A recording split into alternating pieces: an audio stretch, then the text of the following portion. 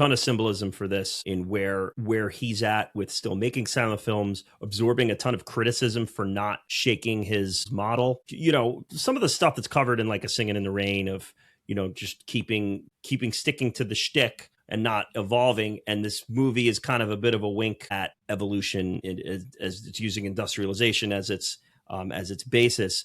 But the little song and dance at the end is certainly a wink to the audience. And one of the reasons why I hold this film in pretty high regard is I think he takes his old format and pretty geniusly translates it into the new talkie era of films. And if I'm not mistaken, is this his final silent film of sorts? I think yes. He goes on to make mostly talkies after. Yes. The Great Dictator's all talking film at that point, and he makes one other major film after that, and I want to say in like the 1950s, but this is like his second to last real major film before he's kind of done. I think what Chaplin is ultimately trying to say is about perseverance. It's about hope. It is about being caught up in a modern world or a modern machine that really doesn't care about the individual all that much. Part of the reason of being in a factory and an assembly line more specifically is that it dehumanizes. And I think there's a lot of pieces of this movie that are